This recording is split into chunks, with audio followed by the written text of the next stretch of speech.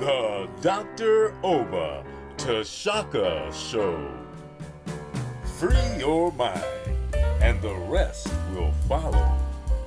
A show for all who are on the journey to discover the truths about their identity, history, culture, politics, spirituality, and family relationships. This is a show for the Black Freedom Movement and the Black Power generation and the hip-hop generation, including Black Lives Matter and associate activists, all of whom are seeking change. Dr. Oba Tashaka and his guest are dropping knowledge and insight from his successful organizing, research, writings, and innovative thoughts, the best of which have piped into God's mind to lift you up higher and higher. To the bosses, OGs, rappers, influencers, and those looking to evolve from the constraints of misinformation and miseducation to build a foundation for personal growth, love, and mental freedom. Check out the wisdom of the O.R. Yeah, that's the original revolutionary, Oba T, who inspired 1 million black men with his rousing speech at the Million Man March, and who continues to fight, write, and speak the truth. Dr. Oba Tashaka is one of the deepest deep thinkers in the world today. A quote by Dr. Asa Hilliard. Dr. Oba Tashaka, then Bill Bradley, was the best leader organizer in the Congress of Racial Equality, C.O.R.E. An endorsement from Dr. George Wiley, Associate Director of National C.O.R.E. and the best organizer blacks produced in the 1970s as the organizer of the National Welfare Rights Organization. The Dr. Oba Tashaka Show. Voting Trump out of the White House and sticking him in the jailhouse. To all the brothers and sisters and everyone who is watching, this is the second Dr. Oba Tashaka Show. And I hope that you enjoyed the first one. We've definitely got a message for you today.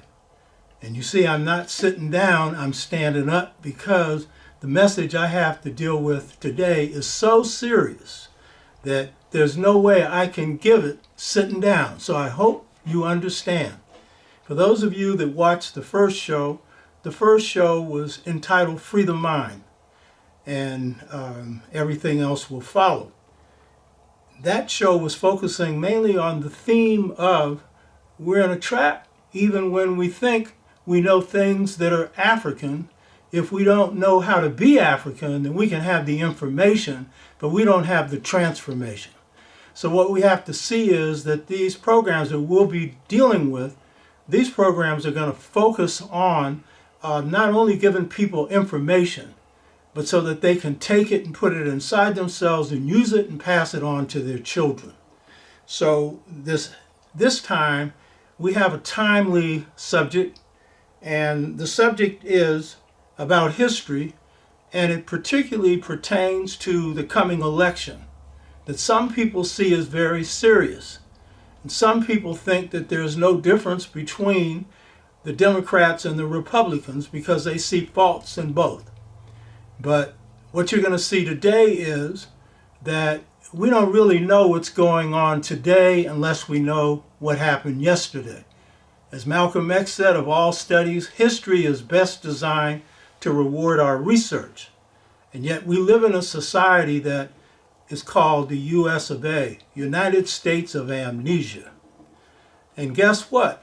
Due to conditioning on the plantation, a lot of us had our historical memory rubbed out, and a lot of us feel comfortable with it. In fact, a lot of us say the past has nothing to do with today. What can I get out of the past? And so I want you to see that today, when I'm dealing with a very important subject, I'm dealing with it from the lens of history. And that lens is based on the topic, and the topic is learning from the two post-reconstructions 1876 and 1968 to vote Trump out of the White House and stick him in the jailhouse. Now, you ain't going to remember all the rest, but you're going to remember voting Trump out of the White House and sticking him in the jailhouse. So the question is, why is this being linked to what's called post-reconstructions? History's interesting. History's like life. It has ups and downs, but it also has a pattern. And the pattern is cyclical, but not like a circle. It zigs and zags the way you do when you're shaking your butt out on a dance floor, or the way a martial artist moves, or the way Muhammad Ali moved in the ring. And sometimes it's even like something you enjoy more than that. It's got side motion to it, front motion, up and down. And history's like that. And what you find with history is sometimes one period of history looks a whole lot like the other. So even though history does not really repeat itself, sometimes the similarities are so great. And so what I'm going to do today, and most blacks who know their history know what time it is. See, history is all about time. And if you don't know what time it is, you don't really know the situation you're in. And sometimes it means you don't know the power you have. And with black folks, that's especially true. And so in looking at the cycles of history, there are two major patterns that will help us deal with this question of voting Trump out of the White House and putting him in the jailhouse. The best ways to do it. What's the best strategies? But more important, why should we do it? And history is best designed to give us some instruction on it. Though understanding every period is different. So you got to draw from your history, your creativity. So I'm not saying just because we're drawn from the past, we're going to do everything they did in the past. No, you always got to get up there and be creative. So the two periods that I'm going to be looking at is a post-Reconstruction of 1876 through 1953 and 1968 to the present. Those are the two post-Reconstruction periods. But before I get into the definition of that and what happened during that period, particularly the one that's going on now and how we can learn from the past, you have to deal with what that period was trying to overcome. And that was the first Reconstruction, and the second Reconstruction that follows will give you ideas of the value of those. And so the first Reconstruction comes out of the Civil War. And that was the biggest war that had been fought in the Western world up to that time. And we know generally, in order for blacks to fight, something called the Emancipation Proclamation was issued. What we don't know is that there were blacks who were meeting and plotting what the strategy would be to push this country, when it engaged in a civil war, to emancipation. Most of us think that Abraham Lincoln freed us, and under no circumstances is that true. But what we don't know very often is that during this period, there were blacks who were members of a group called the Loyal League. The Loyal League was a secret society. The Loyal League came out of Africa. You had secret societies in Africa. And these secret societies were educational centers, but they also trained warriors. Every black person that came into the Western Hemisphere from 18 to 35 had gone through a secret society, men and women, and they were tough. And a lot of what you'll see in terms of the Civil War came out of that toughness. So you had Loyal League members on the plantation. Nat Turner was a member of the Loyal League. And when he died in Jerusalem, they said he was making a sacrifice for freedom. He was warning slave masters, if you continue with this, then this is what's going to happen to you. Another member of the Loyal League was a free man of color. His name was Martin R. Delaney. And most people consider him the most brilliant mind produced in this country in the 19th century. He went to Harvard for a short time, got him a medical degree. Not from Harvard, they actually kicked him out because the whites didn't want him there. and couldn't stand the sight of a brilliant black man, which is the sight of just about all black people. And so Martin R. Delaney and others, they had plotted the Civil War before it happened. They knew what was going to happen. They were what you call erudite Africans, because secret societies were highly educated, brilliant people. And so they plotted a strategy to push whoever was in office, because at that point they were planning way ahead of the Civil War. They didn't know who would be president, to push them to issue emancipation.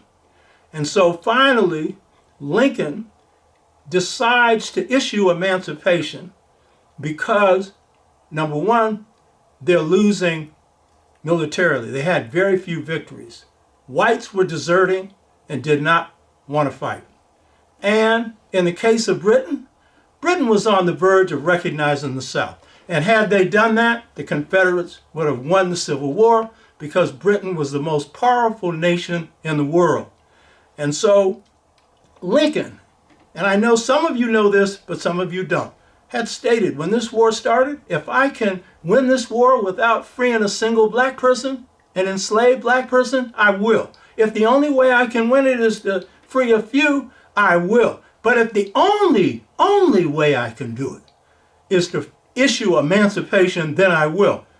He was against slavery, but he wasn't against abolishing. He wasn't for abolishing slavery. Typical liberal.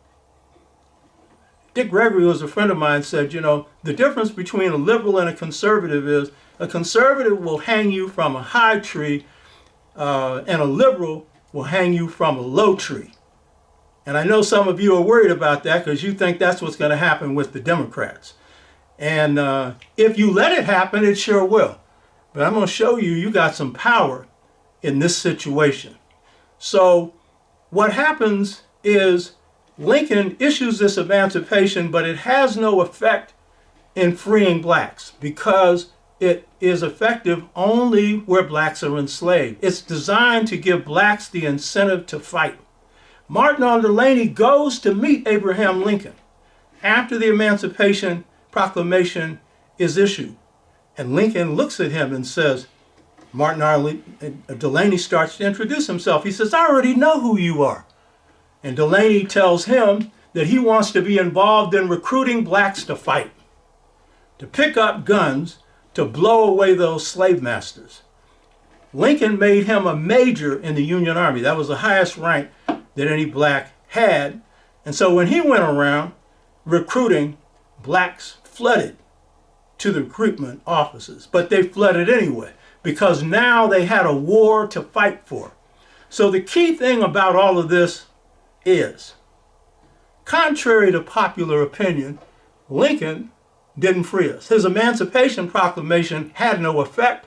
And in fact, Martin R. Delaney and others, they were worried that the war would be won before that proclamation was issued, because if it happened then blacks were going to stay on the plantation, because old Abe, in the end, he wanted to ship us out of the country when the war was over. It just didn't have enough ships.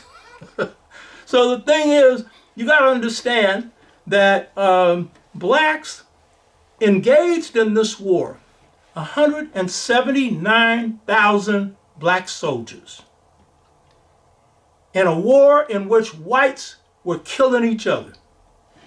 A war that was not fought for our freedom. It was fought to maintain the Union on the part of the North and to maintain slavery on the part of the South.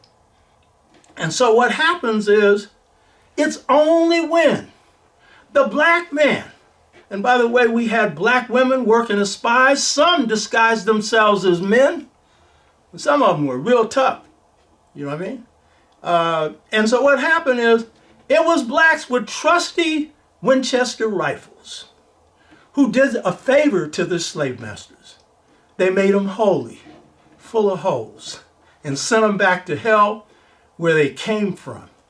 And these warriors were the baddest warriors that you could think of. So here's the point. Lincoln didn't free us, we freed ourselves. And here's the point. And this is the thing about understanding your situation today when you face the Donald. You understand? who thinks that he has an entitlement to be in office forever. What you need to understand is that when you face the Donald, you have power. And part of your power is revealed in history. So here's a time when the Civil War is going down, where the white man rules the world. Britain had been ruling for 200 years. They said the sun would never set on the British Empire. They controlled India, they controlled Africa, and until there was a breakaway in this country, they controlled this country. Yet, black men and women determined the outcome of the biggest war ever fought in Europe. Why? Because when there was a division between whites, we were the balance of power. And we determined the outcome. And what I'm telling you now, this election coming up right now, you're going to be the balance of power. And it depends on how many of you have sense or nonsense. How many of you are smoking and joking? And how many of you are serious? Because some of you are saying there ain't no difference between Trump and Biden. That's the same people, who said that there was no difference between Bush and Gore. Guess what? Had Gore been in office, there would have been no war in Iraq. Be sure of it. Old George Bush wanted to, whatever his reasons was, he went in there. But the point is that we had the power to determine an outcome, especially when we see division among whites. And guess what? They're more often divided than they're not. So it is the Civil War that created the conditions for what was the first Reconstruction.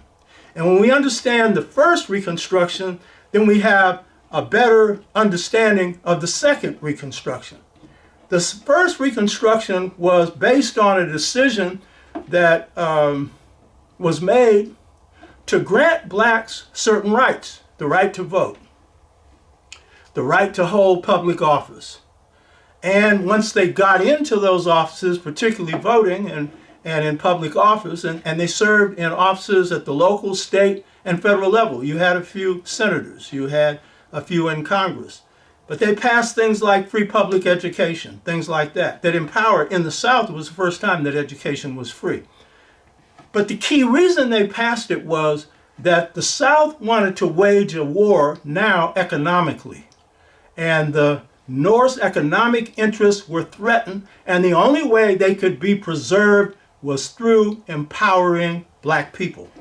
And by the way, during this time, blacks were armed in the South. You had militias. Those militias were there to support Reconstruction governments. And those were Civil War veterans who could shoot. If they pointed a gun in a certain direction, you dead. They weren't just protecting Reconstruction governments, they were protecting their families. And you had militias in Mississippi, which is the largest population of blacks in the country and the most vicious. And blacks were there to match fire with fire. And you had them in South Carolina, and you had struggles in Louisiana. So this was the first Reconstruction. And the key victory we gained there was we freed ourselves. And in the case where whites were evenly divided, we determined the outcome. And in fact, without 179,000 black, bold men, this country would be different. So that's the first Reconstruction. The second Reconstruction starts in 1954 when black people rise up in the Montgomery bus boycott and then start a black freedom movement that kicks off at a heavy level with the student sit-ins and spreads across the country. The key point about this period is black people secure the first victory against white supremacy. The first victory. They tear down Jim Crow, or what we would call Southern segregation, or more properly, Southern style apartheid. They defeated it with a series of jiu-jitsu moves. Very smart. The point is, that was a great victory. Now, at the time in which blacks fought in the Civil War, the tide of history was against them. White people all over the world had power. But at the time of the victory in the Black Freedom Movement, the tide of history had changed. It had changed. The head of Britain had gone through Africa. And what he said was that there are winds of change blowing in Africa. He said that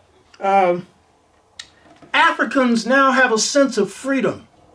And so he said there's nothing you can do about this. And this wind of change was sweeping Asia, and it has swept Cuba. I was a student at San Francisco State, brainwashed, but I sure did love that Cuban Revolution. I wasn't that brainwashed, you know? And so what you need to understand is when we look at these two reconstructions, the period you're in now, the tide is in your favor. Black people stood up when the tide was so bad you could drown. And that's literally what happened to us for 100 years. Under this Jim Crow, under bulldozing, under murder, under segregation. But black people stood strong. But now, in this second Reconstruction, blacks are fighting to get back what they lost in the beginning and end of the first post-Reconstruction. And that is what Reconstruction is about. It is about securing rights. And so in the case of the Black Freedom Movement, they rendered a defeat to white supremacy. And that was the key thing that characterized that particular period. And so what we see is that during this period, there is a defensive posture that whites take. They're on the defensive. And this particular defensive posture is a posture in which whites, particularly the right wing, your president, they know that they were defeated in the 60s. And they have a ideology and a psychology of dispossession. You need to understand that. You need to understand that the right wing that is now attacking Black Lives Matter demonstrators are actually in a defensive position. And they have this sense of dispossession because they now know they no longer have exclusive control over the USA. And that's a fact. They will tell you that. And they're so defensive that some of them are prepared to live in one state. And I think that's a great idea, at least for the white supremacists. I could even give you one. Call me up. Now, how defensive can you get? You ran everything in this country, and now you see there's a steamroller coming. And that steamroller is one, Black Power. That steamroller is the Black Freedom Movement. And what they see is they're afraid. But the second steamroller is immigration. 1965, black people did not call for the Immigration Act, but Johnson and others felt out of step with history. After all, segregation was an embarrassment, and we did it in. And so now they said, well, let's be liberal. Let's open the country up. Now, you know, Lyndon Johnson was no liberal. And by the way, for those that think you can't work with a Biden, we worked with Johnson. We put pressure on his butt. That's what got a voting rights bill. That's what got a civil rights bill. You don't talk about someone that you're going to put pressure on has to be in love with you. All they have to be is exposed to you. Exposed in a way that you can kick their behind.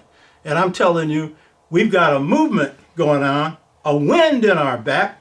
We'll get into that later. And it gives you the basis for putting demands on a Biden administration. And if you think you can demand anything of Donald Trump, his mother couldn't even tell him anything.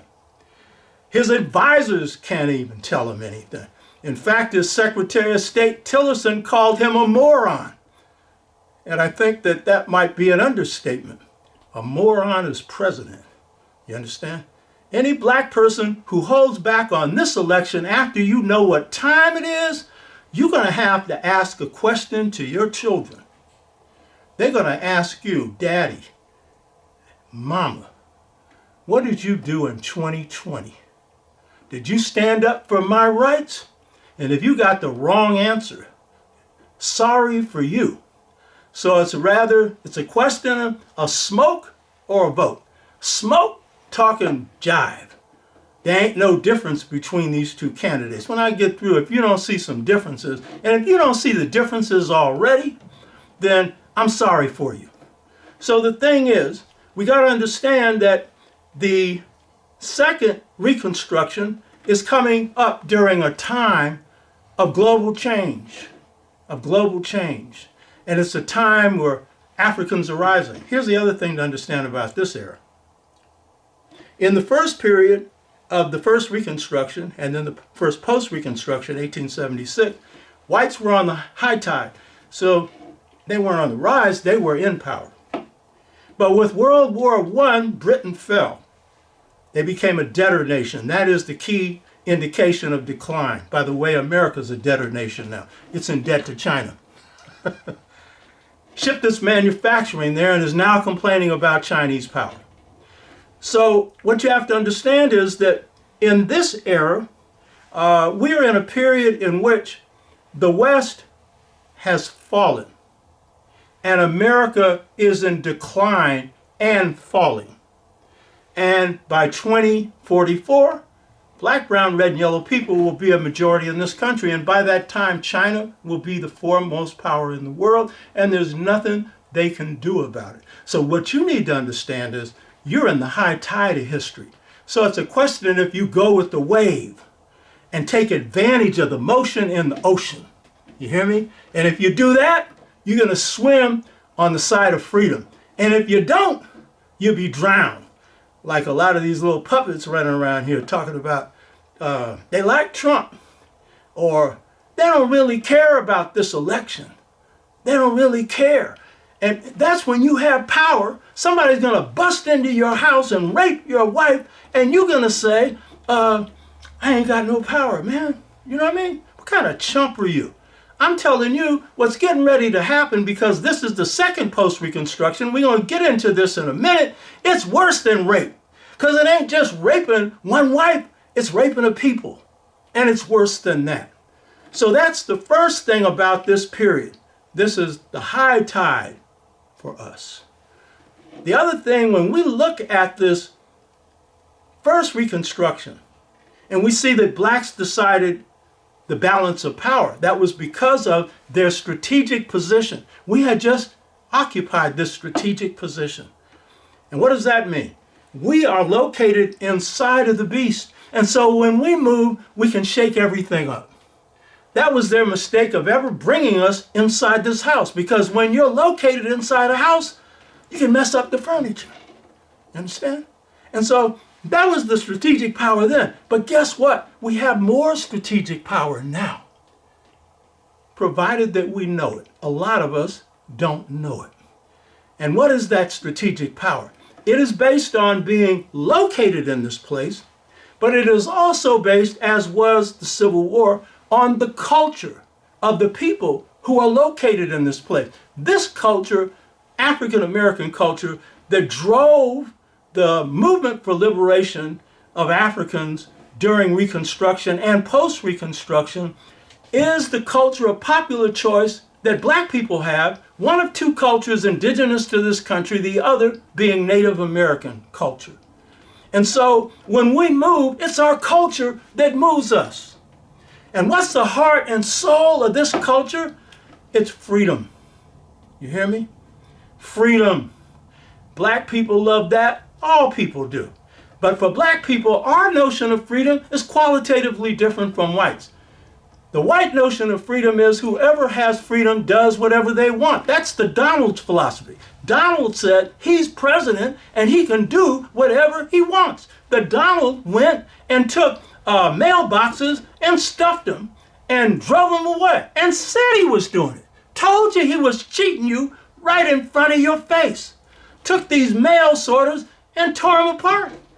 And then said that he was going to do it. And then had the nerve to talk about this election will be stolen from him because mail-in votes always lead to theft. When they did a study on this, out of millions of votes, hardly nobody steals. Nobody votes double because it's a felony. Who's going to do that for one vote? Give me a break. So the thing is, you got to understand that the Donald is taking that posture because he's repeating what was happening in the first post-Reconstruction. And I'll get into that in a minute.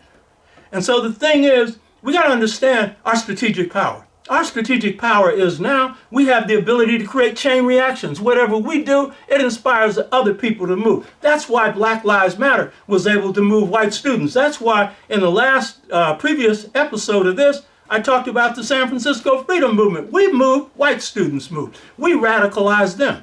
You understand? We create chain reactions. Black Lives Matter has done it now. And so you got to understand, when you create the right chain reactions, you put your enemy on the defensive. And that's what we've done now. And so when we look at this second Reconstruction, remember it parallels the first one, big victory. This one, we broke down apartheid. We broke down segregation before South Africa did. And we were a minority, and we did it with brilliant leadership, with the support of our whole people. 97% of black people supported that Montgomery bus boycott. So then when we talk about the second, or the first post-Reconstruction, and then the second one we're dealing with right now, you got to understand that was about rolling back what the Civil War had gained, rolling back what Reconstruction had gained. And that came in 1876 in what was called the Hayes-Tilden Compromise, a close election. It goes to the House, and you need to understand something. If you don't vote, that could happen now. Because every indication is you should sweep this guy out of office. He's scared. I'm going to tell you something. I'm talking about putting Trump out of the White House and in the jailhouse. He fears that because he got prosecutors in New York, he's got federal prosecutors, and he's got the IRS. And they are waiting for him to get out of office so they can pick every feather and then throw him in jail. And he's scared to death of it. Well, let's reward him with his best fear. You hear me? And so the thing is, if we look at this second post-Reconstruction, we'll better understand what has happened with this, actually first post-Reconstruction, what is happening now with the second post-Reconstruction, and what is that? In the first post-Reconstruction, blacks had gained all this power that I talked about. At the time they were gaining the power, at the same time the Klan was rioting. All kinds of other groups were rioting. There were right-wing groups like the Jayhawks, the Regulators, the Black Horse Cavalry. They were all over the place. And blacks were at the same time armed, but it was underground operations, secret societies coming at you from the right-wing side. And so what happens is between 1861 and 1876, there is every kind of move to remove blacks from office, to end the black vote. And so in 1876, a state like Mississippi is able to return to the Democratic column, which was the column then of the slave master. 33,000 votes was the difference between winning and losing. And so they got 33,000 votes, and then the whites came into power. And then it was hell. And if anybody knows anything about Mississippi, of all the hells in the United States, that's a special hell. It ain't the same now, but it's still bad. My grandmother told me, she was from Mississippi. Black people buried into the ground up to their necks with honey put on them so ants could eat them alive. This isn't during slavery. You hear me? And in fact, in the Black Freedom Movement, I tell you some stories later. I've had my own experiences, But the thing is, one of the biggest methods that the Klan used was to intimidate blacks to not vote. Every kind of terror was used because the power of black Reconstruction was based on the vote. And so in some cases, they would block roadways so that you couldn't get to the voting polls.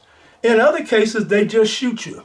You understand? But whatever they could do, or the right-wingers had a saying, we can vote, but we'll win because we'll outcount the vote. Meaning we'll stuff the ballots. So the key thing is you got to understand that the methods they were using to dispossess us then are similar to the methods they're using now. Terrorism, right-wing groups. The difference is they were on the high tide. Now they're on the low tide. You hear me? And so now when you got the Proud Boys, the Boogaloo Boys, Boogaloo, what a joke. White people couldn't do the Boogaloo if they wanted, and especially them. And Proud Boy, they should call them by their proper name. Hate Boys, Killer Boys, Coward Boys, Proud Boys, my behind. You understand? And so Trump has unleashed these kinds of forces. And so it's black people with this spirit of freedom, which is the spirit that we see that Black Lives Matter has picked up. It is the freedom of the Black freedom movement, the freedom songs, and the freedom spirit. And it was the same spirit that those who fought the Civil War had. And it's embodied in a song. And I want you just to hear a little bit of this, because this song speaks to the spirit of the enslaved who never accepted slavery. Oh, freedom. And that was the song of the Black freedom movement.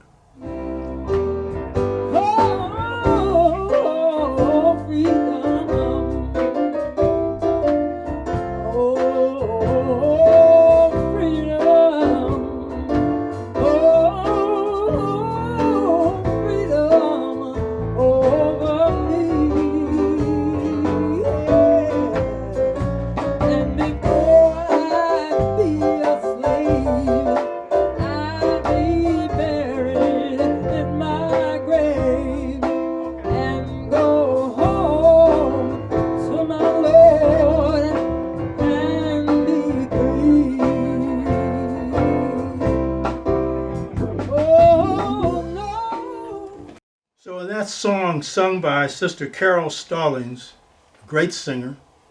That song is summarizing the spirit of our people.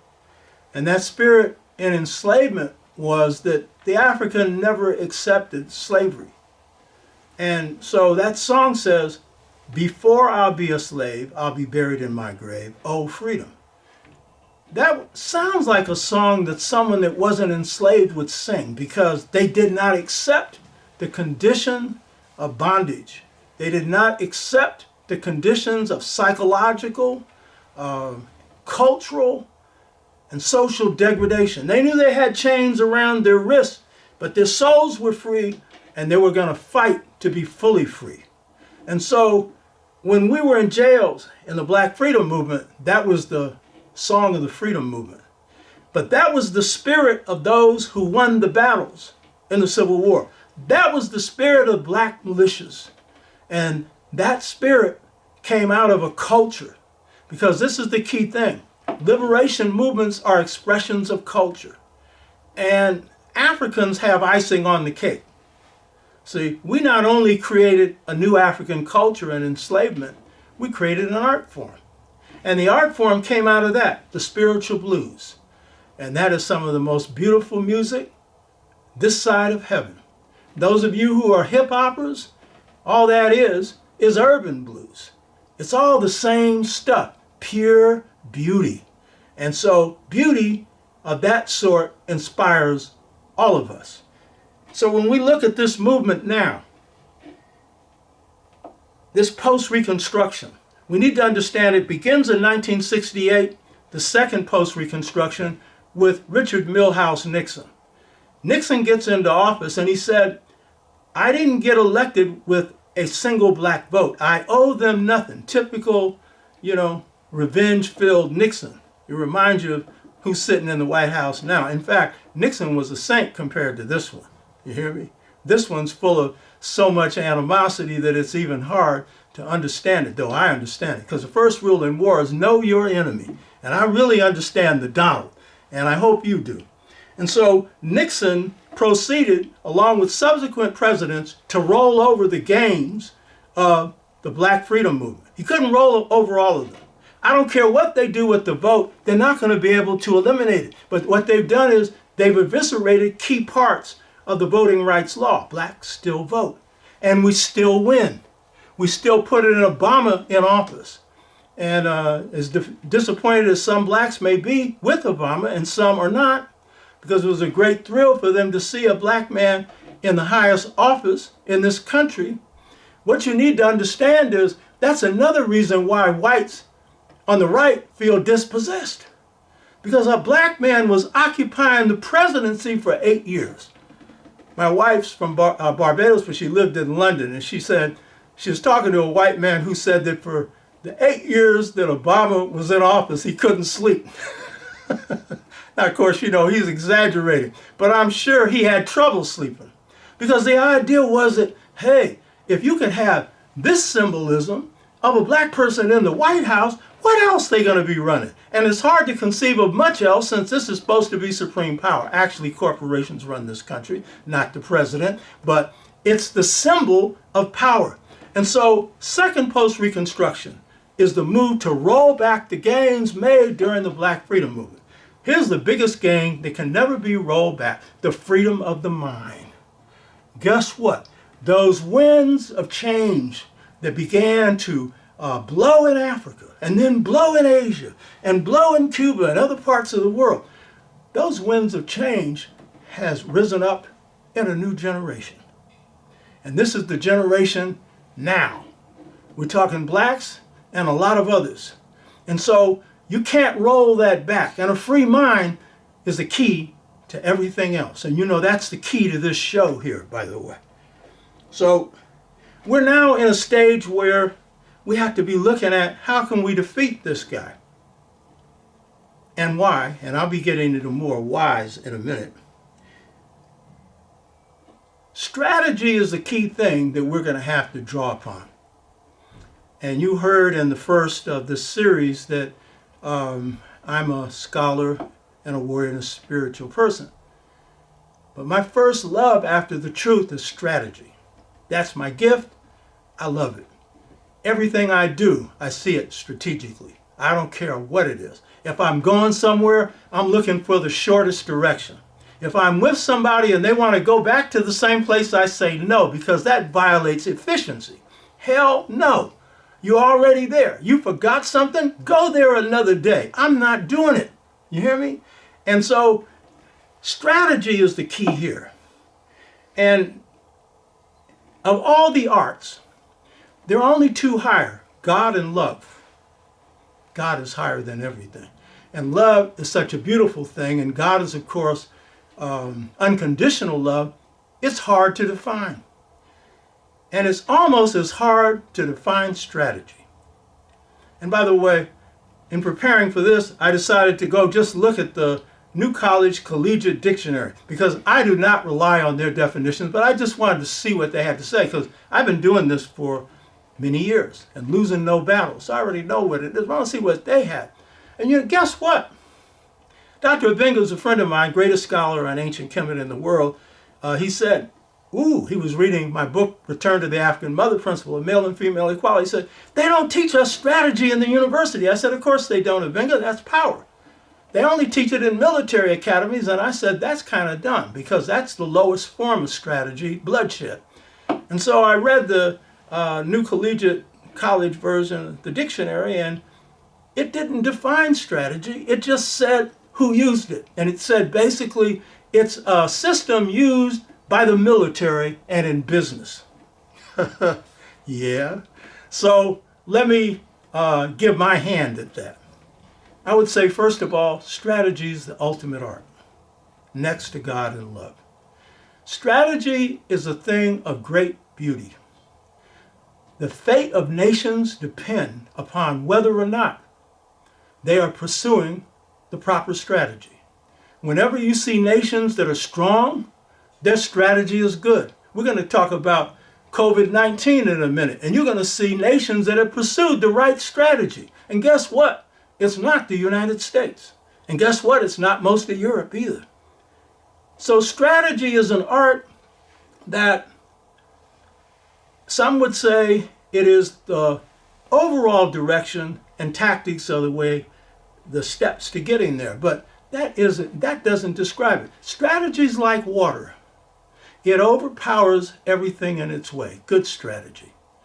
And strategy on a perfect level is the art of winning without fighting. I've done that many times. When I was young, I did it and couldn't explain how I did it in the most complex circumstances. In others, it was fairly easy.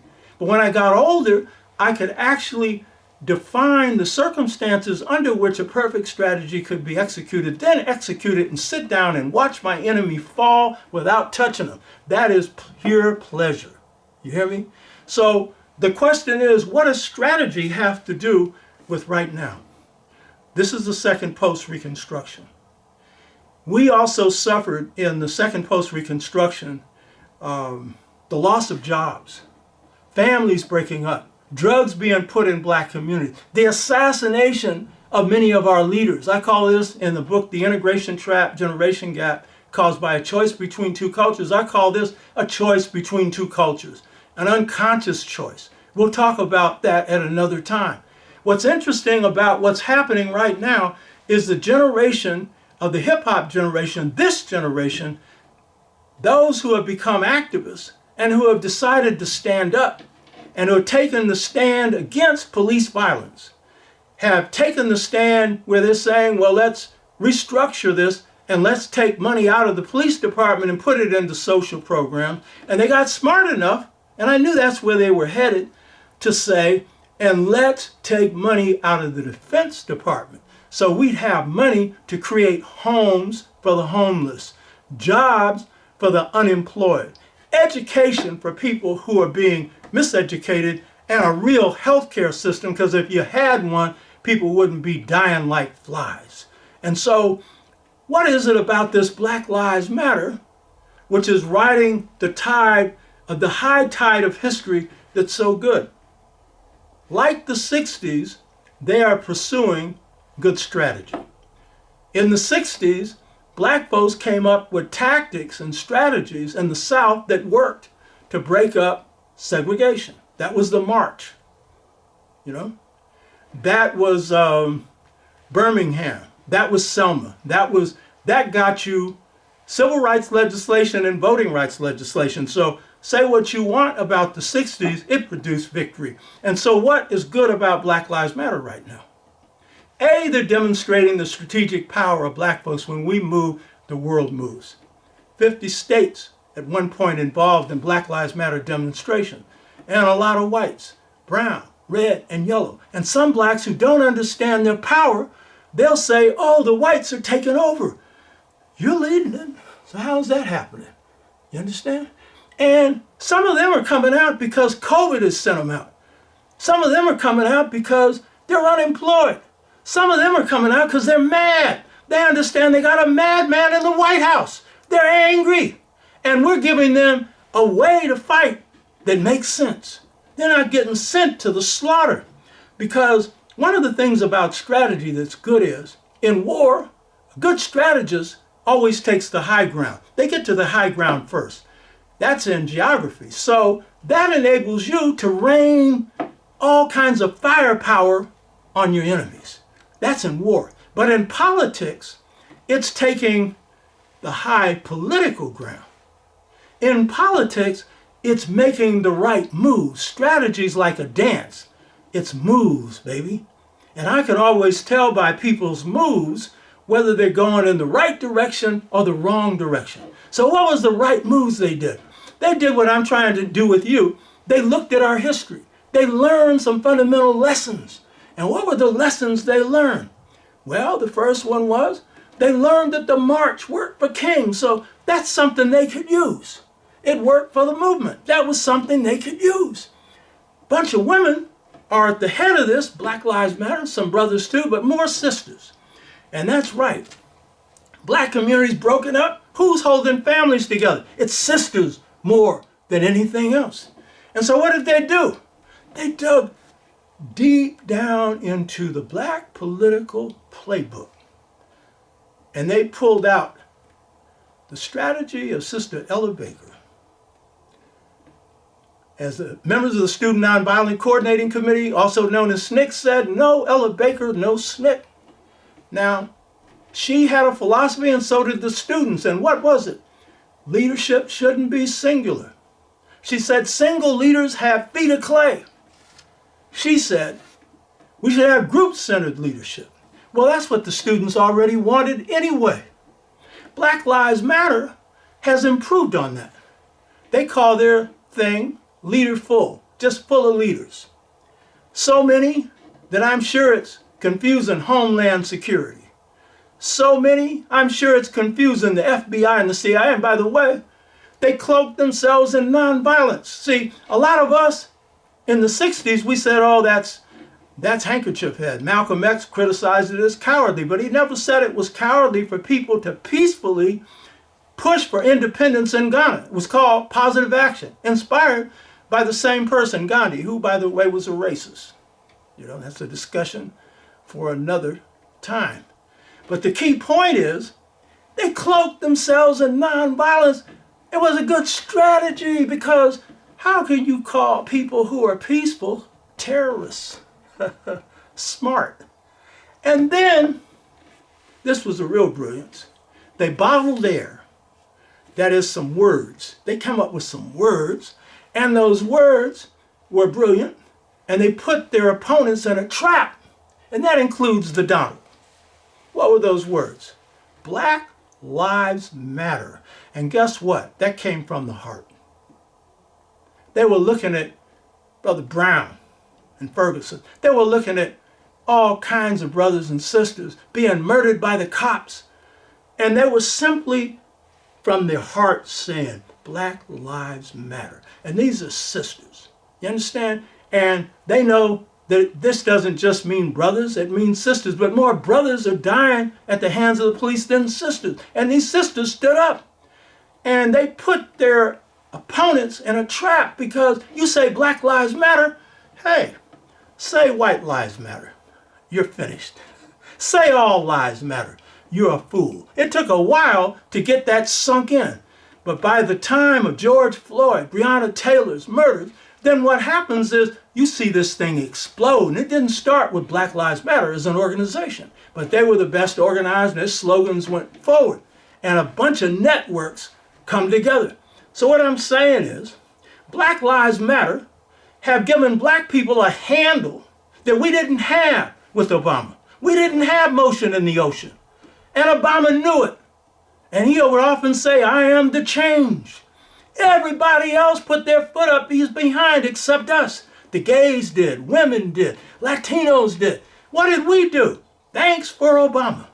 We were saying, we shouldn't do anything because these white people won't let him move. Hey, when you have power, exercise it. Put some pressure on it. So you can criticize Obama. I'm one. I voted for him 2 times, but I'm critical. But at the same time, we bear partial responsibility because we didn't put our foot where they were supposed to go. And so you now have motion in the ocean. You have a movement that's moving and grooving. And the thing is, take advantage of it. That is the basis for black males, young black males who are more likely than any other group not to vote. Not all of you, but enough of you to shift the election. You hear me? You need to understand. Use this time to put your demands on the table. You can't raise a family now in most cases because you're working $12 an hour.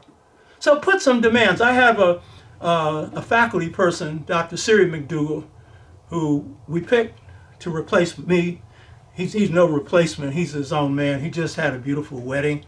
It was one of these computerized weddings, beautiful, had me crying. His wife was talking about what a kind man he was and everything else, which is true. And I asked him, well, give me some advice on policy measures that are needed for black youth. And he came up with a whole list of them. He's written a book on black males. And here's the essence of it. Black males and black females are in a position where the jobs they have now are going to be gone, and the jobs they had before are gone. And so automation has taken a lot. Deindustrialization, taking jobs out of the country, has taken a lot. So if you're a black truck driver, like my nephew, Kenneth Bradley, who's a fine young man, he owns his own trucking company, there's going to be a time where that's obsolete. He's smart, he has his own business. So the thing is, one of the proposals that Dr. C.O.R.E. McDougall came up with is you need to retrain black youth, male and female. And what they need to be retrained in is skills that will pay something, and the key point he makes is this: they must be paid while they're being trained. That's the key point. Because black males and females will have it hard to go to a training program, and at the same time, they got to have money to eat, money to put a roof over their head. So the thing is, black youth, put your demands out there. That's the whole point. Everyone that's political says the same thing, from Angela Davis to Black Lives Matter. They all say, well, Biden ain't my favorite candidate, but the reason we should vote for him is we can pressure him, and that's a fact. You hear me? That's a fact. Why do you think he's got a black running mate? Yeah, you got good reason to criticize her too. But he had to go to the black side because that's the only way he got through the primaries. So the thing is, we got to understand that. We've got power. In looking at our enemy, we got to be clear about something. We need to know the strengths of our enemy as well as their weaknesses. And a lot of people have underestimated the Donald. If you're going to defeat him, you need to know how is it that he defeated over 16 candidates in the primaries in 2016.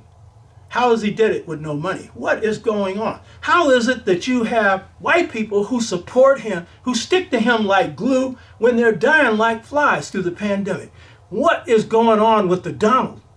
And I would tell you, I don't think anyone's got it. I'm going to tell you what his essential strength, and at the same time, it explains why he's restricted to this base and can't go any further. The Donald has magnetism. It's called charisma. But that magnetism is of a different special sort. That magnetism is the type where when people get behind you, they stick with you. They don't fall out. That's the key thing.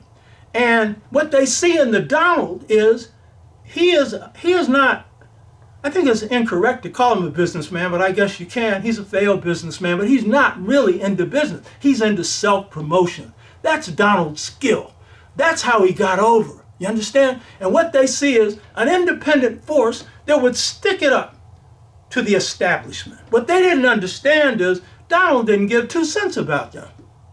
And so the Donald has all these causes, trade agreements that are no good. So he tears them up and he creates new ones just like the old ones, except they're smaller. And he makes a few concessions to the Democrats. That's a North American Free Trade Agreement. He claims that he's going to protect the people's welfare, particularly Social Security. But the Donald just passed a executive order where he cut into the payroll tax. The payroll tax is what funds Social Security, cutting into the savings of Social Security. And if he's elected the second time, you won't have any Social Security. And so while the Donald is seen as a leader, the reason he doesn't get a broader base, and see, this is his weakness, is that he's extreme in his views, and he blows like the wind. He's unpredictable. He's emotionally unstable. And if you talk to the people who have been in his cabinet, they say it's like a stream of consciousness where ideas flow everywhere and nothing is logical. That's the Donald. And the last person to tell him anything is a person he believes. He was in a meeting with Netanyahu, Prime Minister of Israel, and Netanyahu had faked some pictures that made it look like the head of the Palestinian Authority was a terrorist. All of the Donald's advisors came in and said, that's fake, that's fake. Donald not only went for it, he then cut off ties with the Palestinians. That's the Donald. What do you think happens with the Donald who's got COVID and got his hand on the nuclear button? You hear me? So what I'm telling you is that it is either we get him out of the White House and put him in the jailhouse, or I'm going to tell you something else. And I'm going to be wrapping up on this. COVID-19. The Donald should be 50 points behind in the polls because of the way he's handled COVID-19, which has flattened the economy and has at this point killed 215,000 people. By the time you see this, it'll be a number of thousand. And by the end of the year, some people are projecting it could go as high as 400,000. And he's done it fully knowing how serious this is and knowing that what he could do and has done nothing. let me just show you how complicit he is, because I call this viral side. That is genocide through virus. Not that the virus causes it, but not doing anything about it does it. Look at the rest of the world. See, the media doesn't tell you what's going on in the rest of the world. In Taiwan, which is right across from China, it's an island. 7 deaths. And we got 215,000. Vietnam, that shares a border with Wuhan. You hear me? They should, and they're packed together in cities. 35 deaths. Cuba, which after they dealt with this COVID-19, they sent their doctors into Italy. You understand? Cuba, 123 deaths. China, 1,400,000,000 people. Now people will say their information's fake, and it may be. But they list 3,100. But I'll tell you, it couldn't be more than 5,000 or 6,000. And the reason is their economy's humming. It's all over the place. And anytime you hear that something breaks out and it's 5 people, they're sending everybody in there. Grenada. By the way, this is the Caribbean. No deaths. Barbados, which my wife is from, 7 deaths. Jamaica, 93. Trinidad, 72. But look at the places white people rule. The United States, 250,000 deaths. India, by the way, that's an Indo-Aryan. Whites running it. Modi, who was a dictator, 109,000 deaths. Brazil, which is predominantly black country, but run by a right-wing white boy, Bolsonaro, who's a friend of Trump, 151,000 deaths. And by the way, those deaths are black, largely. And Russia, 82,722. My point is this. Vote for Trump. If this sucker would not deal with COVID-19 when his election depended upon it, what do you think he's going to do when he's in the White House for 4 more years? He's going to do less than nothing. Vote for him, and it's death all over the place. So I want to say, finally and in conclusion, not only do we need to take Trump out of the White House and put him in the jailhouse, but we need to realize the power that we have as a people. And not only us, but Latinos, Asians, Native Americans, and a minority of whites, the 37% that vote Democratic. That's the coalition that will do Donald in. That's the coalition he's afraid of. That's why he's going so far to the right with rabid racism, telling the Proud Boys to stand up and, be ready.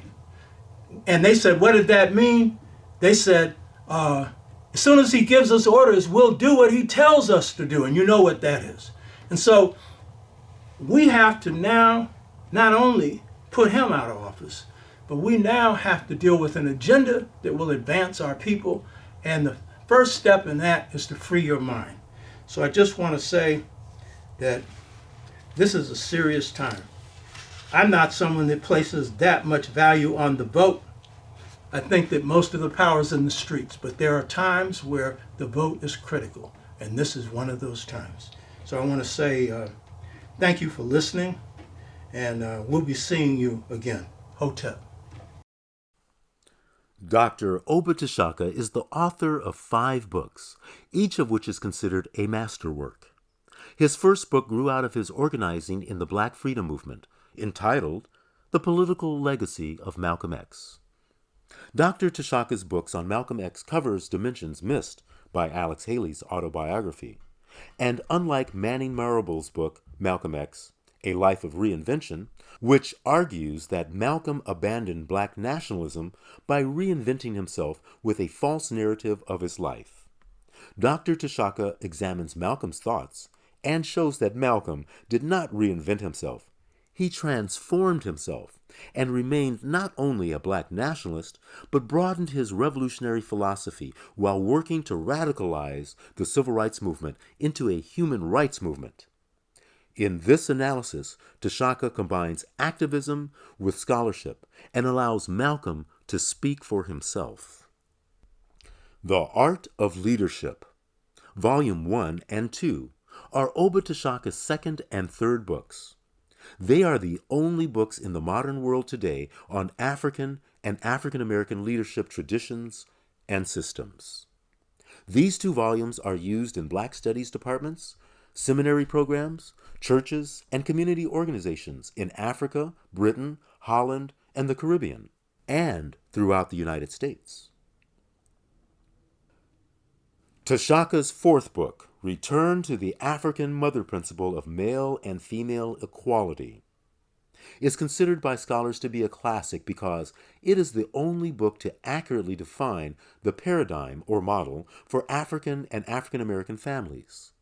This is a paradigm that will provide balance for Black and non-Black male-female relationships. Dr. Tashaka's fifth book, The Integration Trap, specifically the generation gap caused by a choice between two cultures, explains what has gone wrong in Black families, communities, and nations since 1968 that has led to shifts in Black values and behavior not arising from enslavement. Tashaka shows that since 1968, powerful hostile forces have hit Black communities and African nations, causing them to make a choice between two cultures, one African American and one European American. This book examines African and African American culture in depth, with a focus on how to rescue African American communities nationally and African nations globally. Currently, Dr. Tashaka is writing his sixth and seventh books, tentatively entitled SIBA, Mastering Your Inner Light of Wisdom.